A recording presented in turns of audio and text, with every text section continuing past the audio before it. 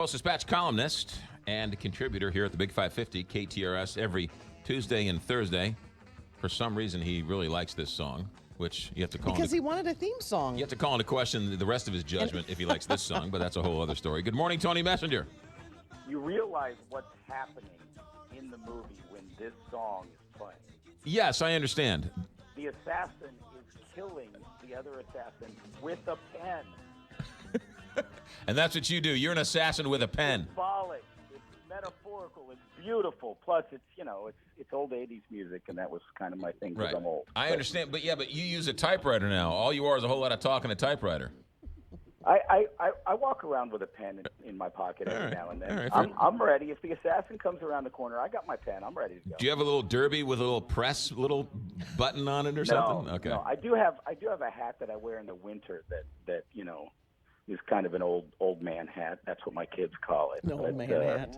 Yeah. All right. I want to get to your column about the fees on the court costs, but I want to get your opinion on this St. Louis lawsuit and the NFL. It sounds like it's a kook lawsuit, but when you bring in Dowd Bennett, that's a legit law firm. So what do you think's going on here? Well, there's a couple of things.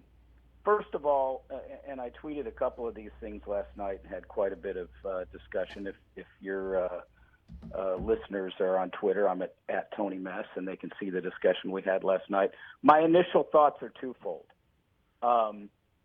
One, isn't it ironic that we can regionalize while looking backwards for a lawsuit? This is a lawsuit in which the city, the county, the convention authority, the regional sports authority all got together and said, hey, let's do something for the region. Let's sue the NFL. And yet we couldn't get those three entities together on the soccer stadium. That's my initial reaction is it's a symbol of a symptom of something that's wrong in St. Louis. My other reaction is something about this deal smells. Bob Blitz, the lead attorney, is the guy who was supposed to be negotiating the relocation. He's a witness to this, and now he's filing the lawsuit. He's already taken at least $1 million from taxpayers on the failed stadium deal, and now he's the guy that we're dealing with to file the lawsuit. And Dowd Bennett, again, very respected firm. Who did Dowd Bennett hire after he left the governor's mansion? Jay Nixon, who was very involved in the NFL stadium deal.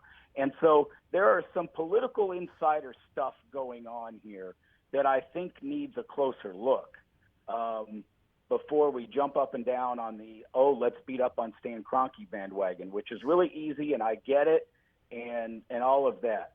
Those things aside, here's what I assume is going on, and I haven't read the lawsuit carefully yet. I don't believe they think they can win this lawsuit. I don't believe they think they can outspend the NFL, because this isn't the city and the county outspending the NFL. This is Bob Blitz and Dowd Bennett outspending the NFL. The only way they think this thing has a chance, in my opinion, just on first blush look, is the one thing that scares the NFL more than anything else is losing its antitrust exemption. If they believe that they can scare the NFL into thinking that this lawsuit could lead to losing antitrust, then there's a settlement somewhere with the NFL. There's a number by which the NFL pays to make this thing going away. I think that's the bet that they're playing right now. I think it's a dangerous game. I think it's a political insider game, but I think that's their bet. And if they're able to squeeze a few dollars out of the NFL on that bet, then, I guess more power to them. All of those things are interesting. I will, just a point of order or question. Nixon, who's now an attorney at Dowd Bennett, how much interaction did he actually have with Stan Kroenke? I know he took over the negotiations, but wasn't it sort of come out that they never really talked about it? Yeah, I mean, I think some of that stuff is going to come out at various times during the stadium deal. You had Jay Nixon saying, "Boy, I'm in charge. But remember the email from Jeff Rainford when he was still the chief of staff for Francis Slay, and they were talking about this, and he and Peacock are emailing, and he says, if we have to, we'll put this on Jay. Right. And so, I mean, there's so much insider baseball going on here. This is the part that I think is scary. If this thing really starts going to deposition and going far, I don't think the public officials or the NFL want that, and that's probably the bet that they're making. All right. NFL's got a lot of money. They look bad. They'll write a check. Everybody walks away happy, and St. Louis saves face. I think that's probably the game that's being played. But in the meantime, a very well-connected insider law firm that has recently gotten no-bid contracts from one of the government bodies involved here, St. Louis County, is going to walk away with a bunch of cash. All right, Tony, that's one topic. The other one was a column that I read your column 3 or 4 times because I couldn't actually believe it. But there is a elected official who wants to do away with the cap on fees that towns are allowed to for tickets to fund themselves. They want to do away with the law that came out of Ferguson, that's Senate Bill 5. That's the only real bill that came out of Ferguson. Yes. There is somebody who actually wants to do away with that law? Yes, his name is Ed Emery. He is a Republican senator from Joplin.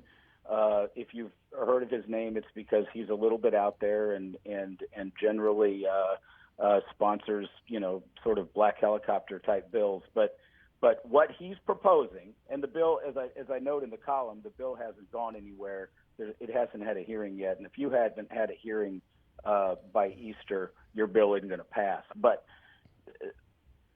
it basically completely erases Senate Bill 5, which, by the way, passed with only 3 no votes in the Senate just 2 years ago in the same sort of Republican majority that exists now. He wants to completely do away with Senate Bill 5 and actually allow cities to increase significantly court costs. It is the bill that sort of proves the problem that we have in this state with court costs. This is a state, and this is a state senator, Ed Emery, who would never, till the day he dies, vote for a tax increase. But he's fine taxing the poor through court costs because he can get away with saying, I didn't raise your taxes. But basically, municipalities in rural Missouri have some of the same issues that the municipalities in North St. Louis has. The lead of the column was from a gentleman in St. Francis County who had a domestic violence conviction, got probation on domestic violence, had to pay back his court costs, wasn't able to pay them back over 3 years because he's on disability. He makes $450 a month. And what happened? The judge put him in jail because the court costs were more important to that county than whether or not he was somebody who might commit a domestic violence situation again. And so he was put in jail for being poor. Why? Because the county needs money. And that's what's behind this bill from Senator Ed Emery. It's not going to go anywhere, but people need to know about it. They need to understand that's what's behind increasing court costs all over this state. It's because lawmakers don't want to raise money any other reasonable way, so they're just going to put it on the backs of poor people. Let me make sure that people truly understand what you're saying. There was a county or a town that had a person who was charged with domestic abuse. They gave him probation, but ultimately he landed in jail because of that case, because he didn't pay the court costs for the case in which he was given probation. Yes, and here's what makes it even worse. He paid every month for 3 years. Some months he paid $10 a month. Some months he paid $50 a month. He went to anger counseling. He did everything the judge told him to do in his probation order, but he didn't make enough money to pay back the $4,000 in court costs that the county said he owed. And they bring him before the judge after the 3 years, and they said, have you been making your payments? Yes. Have you paid it off? No. Boom, you're going to jail. What town was that? This is in St. Francis County, where Farmington's the county seat. It's about an hour south of St. Louis. You know what's interesting is court costs. I get if I want to sue you because your fence is on my yard, but if I'm charged with a crime like domestic violence, I have to pay court costs for that too. Absolutely, and it is a big number. $4,000. Well, the $4,000 included the bill for being in jail. So they put him in jail for a couple of days after they arrested him. And then they said, you owe us for that, too. Tony Messenger, you can read him stltoday.com and every Tuesday and Thursday here. Tony, have a good week. Thanks. Good to talk to you. 829, Big 550, KTRS. John Beal Roofing. Lots of people talking about roofs. Lots of people talking about how bad your roof is. And look, you know how bad your roof is. You don't need Larry Connors, who's going to drive by your house one day to tell you. You don't need Larry or John Beal to get up on your roof and tell you got a problem. You can look up there and see for yourself. Now, you might have something behind a gable or behind some type of fireplace where you can't see and there's a flashing problem, and that shows up with leakage in the back and on the ceiling. John Beal can come in and fix it and solve the problem. When I called John Beal, I had a devil of a problem. I had a flat roof with parapet walls and a front sort of eaves or gable. And for the life of me, I couldn't figure out where it was, and paid all sorts of people, spent a fortune trying to find it. John Beal came out in about 5 minutes. They're like, here's your problem. They fixed it.